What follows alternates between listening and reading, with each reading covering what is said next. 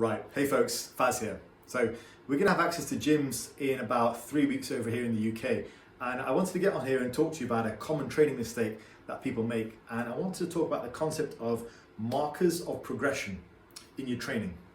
So this was sparked on by a conversation I had with a prospective client recently, and we were on the phone and I was talking to him, and he said to me he has trouble putting on size. So so I said to him, okay, well, as I do in normal situations, well, let's run through what you're doing. So to run through what you're doing, what do you understand about training? I like to know that I can help people before I get them on to work with me. So if there's a gap in what he's done, then I need to know. So he says, yeah, I know all about training. I says, okay, great. So he'd walk me through his training. He'd done the whole thing. He'd done push-pull legs. He'd done upper lower. He'd done the bro split. And then he ran me through nutrition. He had the basic grasp of nutrition as well. So I said, my thoughts were then, what has he done to actually apply this knowledge? So I asked the question, as I always do in these circumstances, when everyone seems to know what to do, I say, well, let's have a look at how you've applied things. How much do you bench? I want to know how strong he was. What had he actually done to apply all this knowledge into his own training? He said he'd struggled putting on size. He knew the basics of training, he knew the basics of diet. So how has he actually applied this? And he said something to me which immediately made me know, because I hear this a lot. He said, firstly, he said, you know what, Faz, I'm not a powerlifter. And I said, yeah. And then he says also, I've not really been doing the bench press much prior to the lockdown. I started to switch things around. So those two things make me know, one, he's probably not very strong, and two, he's probably been switching around his exercises needlessly. So he said, yeah, I bench about 80 kilos for about 5. I said, okay, well, there we've got a problem. All the knowledge, all the nutrition, you've applied it and you've ended up with an 80 kilo bench. Not very good. And so he said, yeah, but I understand progressive overload. And I said, okay, what is your explanation of progressive overload? He said, well, it's the idea that you add weight over time. So I said, okay, well, how have you applied that? Because you're still at 80 for 5. You know, I don't sugarcoat things. And he said, yeah, well, what I did was I did the bench for a while, and then I gave that up. I went onto the hammer strength machine, and I got a really good pump with that. So I stuck with that for a while, I got a bit stronger. And then I went on to the reverse band setup, and I got up to 3 plates on the reverse band. I was like, wow, that's impressive, isn't it?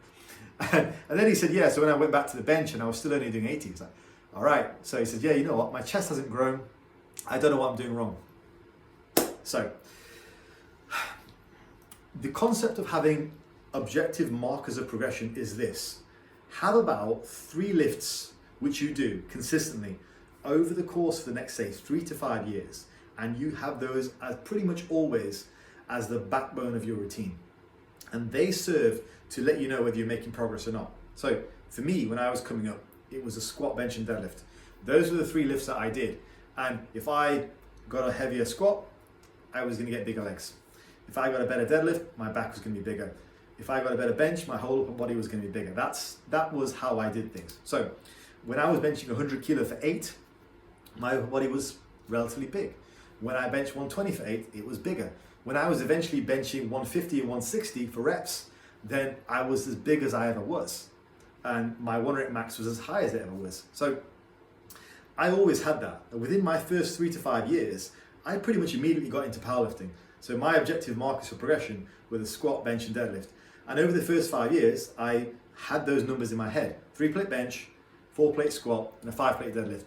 So no matter what else I did, whether it was dips, chins, machine exercises, isolation exercises, the one thing that was a constant for me was the squat, bench and deadlift. Now, that ensured that I was always making progress because I could always see where I was from year to year to year to year to year.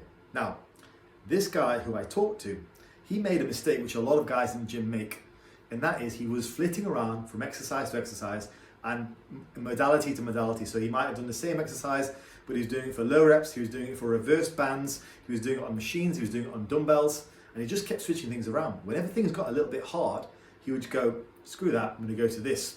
He never really addressed why he wasn't growing. He hit 80 for 6 reps, and it was a struggle. So rather than stick to that 80 for 6 reps and figure out why he wasn't getting stronger, he thought, you know what, that doesn't work for me. I go on to something else.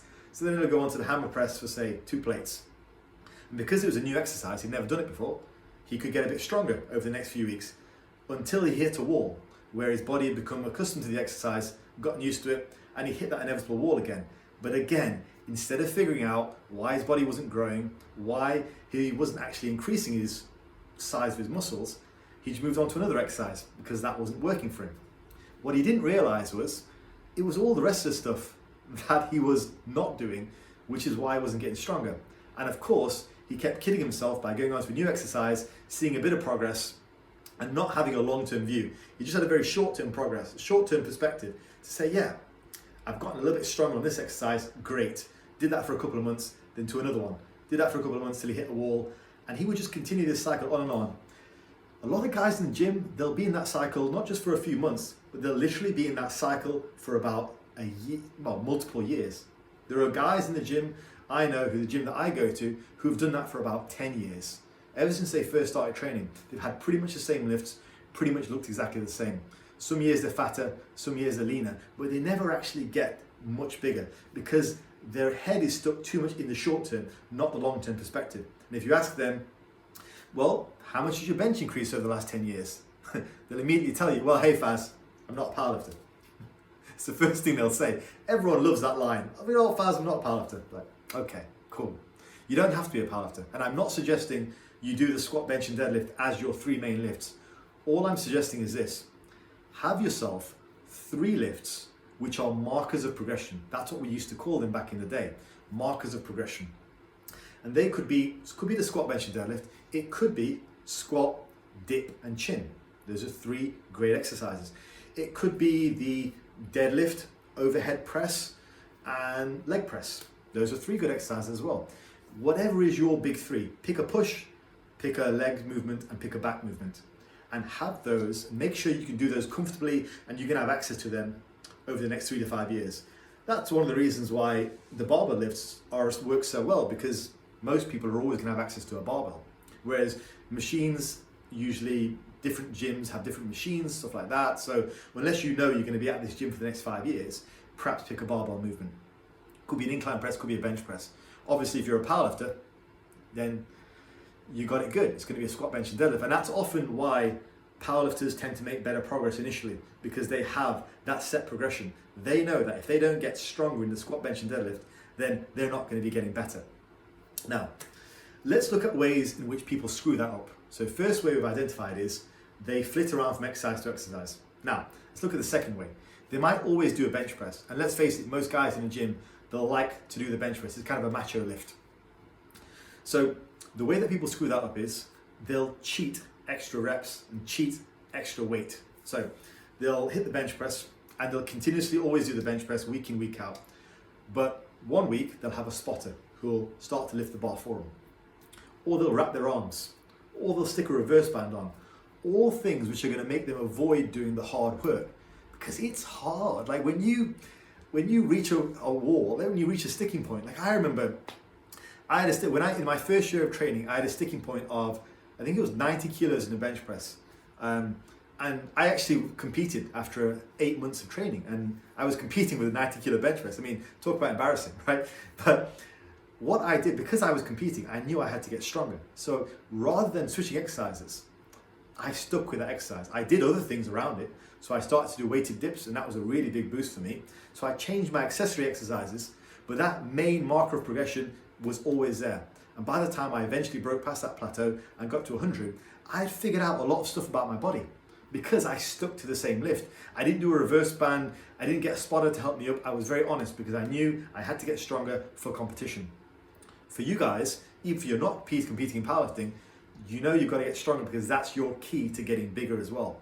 So by the time you get up to 100 and 120 to 140, you're just going to be bigger and bigger and bigger. And more importantly, you're going to figure out stuff about your body. You're going to figure out stuff because your body, you're going to have an objective marker of progression. So if the bench goes up and it goes up without assistance, without fancying it up with reverse bands and all kinds of other stuff, it just goes up honestly. It would have gone up because you've gotten bigger.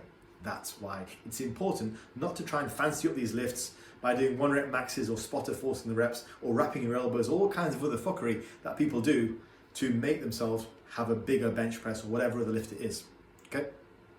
Or slamming the bar off the chest and all that. So first thing is have these markers of progression. A small pool of exercises, about 3 to 5 exercises, which are going to be your consistent ones for the next 5 years. Secondly, stick to a consistent form with those exercises so that for every pound or every kilo you add to the bar, you know that the corresponding amount of muscle has been put onto your frame. And thirdly, final thing is, don't be afraid of those plateaus. Those plateaus are the golden zone. They teach you. Okay? They are a good learning point because you've got to figure stuff out. Like, you've got to figure out, well, how do I break past this plateau? What do I do in terms of my training? Maybe I need to eat more. Maybe I need to train differently. Maybe I need to train more often. Maybe I need to train less often. A lot of that teaches you about your body. It teaches you about recovery. It teaches you about nutrition. If you're constantly switching from exercise to exercise, it doesn't teach you anything. All it teaches you is that you're changing exercise. Well, it doesn't teach you anything, basically. You need to experience those grinds, those plateaus, because for most people, grinding their way from a 2-plate bench to a 3-plate bench is going to be a slog. The final point I want to make to reiterate is, it doesn't have to be the squat, bench and deadlift. So if you sat at home thinking, well, you know what, Faz, I'm not a powerlifter, so what are you talking about? It doesn't have to be a squat, bench and deadlift. It can be any 3 exercises or 3 to 5 exercises which are suited to you and your body type. Most people, they aren't suited to the squat, bench and deadlift all 3 at the same time, unless you're like Ed Cohen or something. So most people will have a few lifts that they're pretty good at. So I would pick a push, pick a pull, and pick a leg movement, and stick to those basic ones over the next 3 to 5 years, and don't deviate from those. Pick what you like, but make sure you can load it heavy. So make sure it's a compound exercise, make sure you can do it safely. So you're built to do the exercise.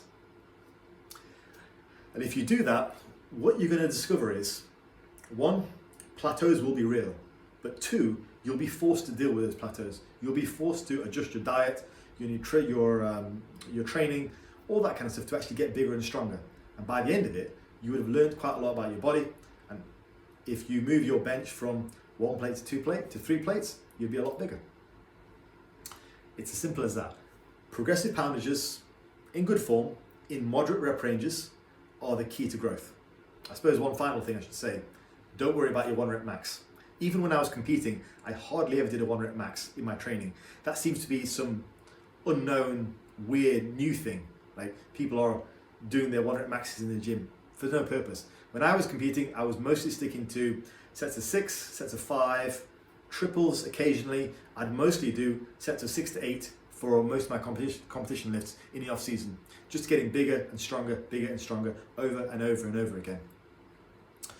So yeah, don't bother with the 1 rep max. Get stronger in moderate rep ranges, and that's how you get bigger. But you're only going to know if you get bigger if you stick to the same basic pool of exercises for the next 3 to 5 years. Change your assistance exercises, change your accessory ones, but keep the same pool of exercises, the same basic 3, so you know you're progressing. Right, I'm going to call it there. Cheers. Hope that was useful.